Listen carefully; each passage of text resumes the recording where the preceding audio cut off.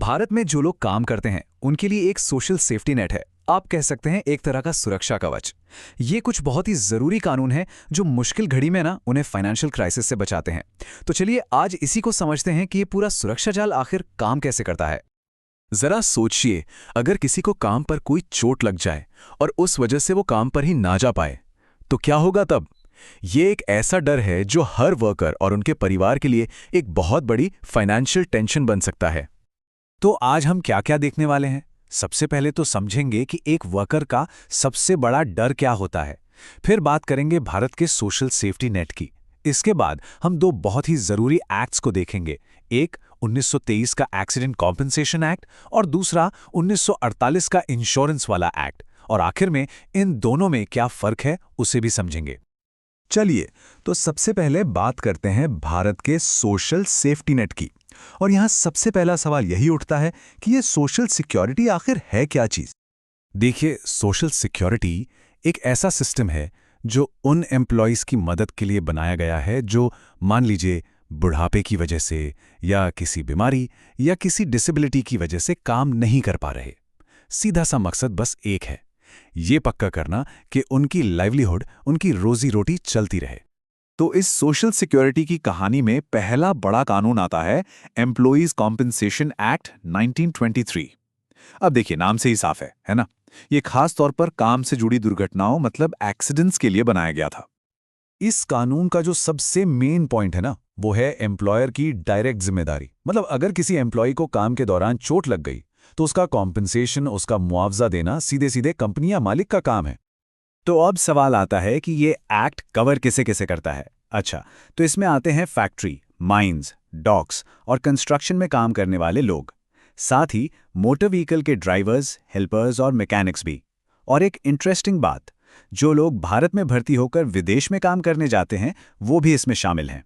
लेकिन हाँ, इसमें आर्म्ड फोर्सेस के लोग और कैजुअल वर्कर्स नहीं आते। यहाँ ना एक बहुत ही मजेदार लीगल पॉइंट है। कॉम्पेंसेशन के लिए दो शर्तें पूरी होनी जरूरी हैं। चोट अराइजिंग आउट ऑफ एम्प्लॉयमेंट होनी चाहिए और in the course of employment होनी चाहिए। अब इसका मतलब क्या है? अराइजिंग आउट ऑफ का मतलब है कि चोट और काम के बीच डायरेक्ट कनेक्शन हो, जैसे मान लीजिए किसी वर्कर पर मशीन गिर गई। और इन द कोर्स ऑफ का मतलब है कि चोट काम के माहौल की वजह से लगी हो, जैसे खदान की धूल की वजह से धीरे धीरे फेफड़ों में कोई बीमारी हो जाना। अच्छा, अब ये कानून डिसेबिलिटी को दो तरह से देखता है। पहली है पार्शियल डिसेबलमेंट।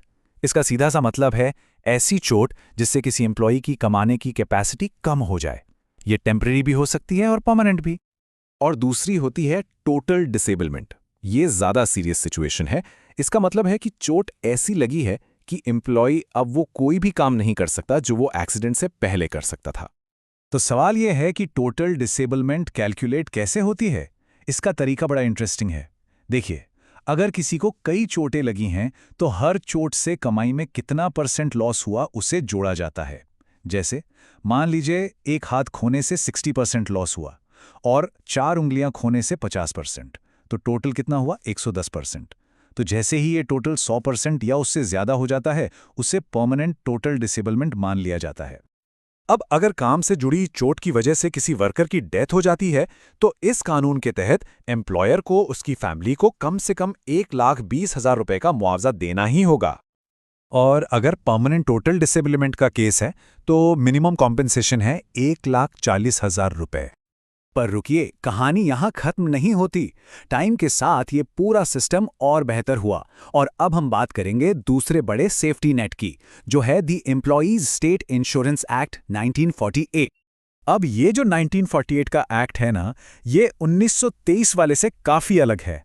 ये कॉम्पेंसेशन नहीं बल्कि एक इंश्योरेंस स्कीम है। मतलब इसमें एम्प्लॉयर और एम्प्लॉई दोनों अपना अपना हिस्सा, अपना कॉन्ट्रीब्यूशन डालते हैं। और ये सिर्फ चोट ही नहीं बल्कि बीमारी, मैटरनिटी, इन सब सिचुएशंस को भी कवर करता है। और इसका दायरा भी काफी बड़ा है। ये उन सभी नॉन सीजनल फैक्ट्रीज पर लागू होता है जहां 10 या उससे ज्यादा लोग काम करते हैं। बाद में तो इसे शॉप्स, होटल्स, रेस्टोरेंट्स और सिनेमा हॉल्स तक एक्सटेंड कर दिया गया।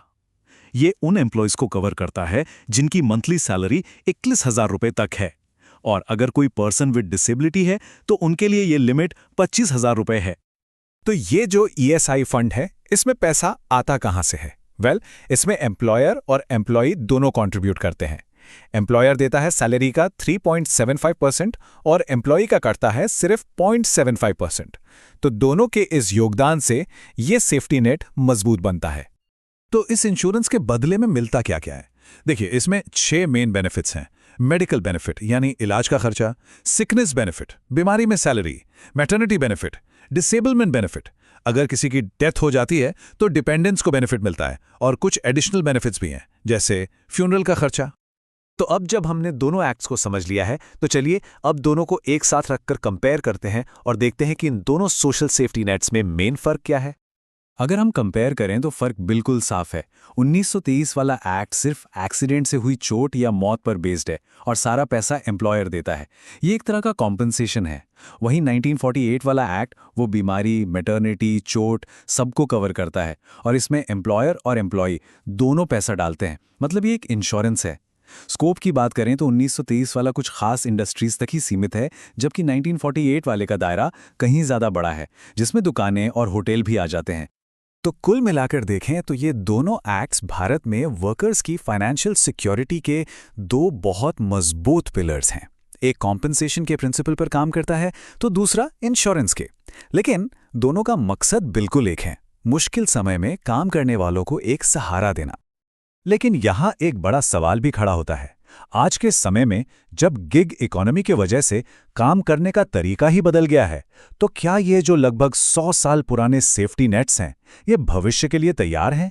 इन्हें कैसे बदलना होगा ताकि ये नए दौर के वर्कर्स को भी प्रोटेक्ट कर सकें? खैर, इस सवाल का जवाब ही आने वाले कल की पॉलिसीज को शेप देगा।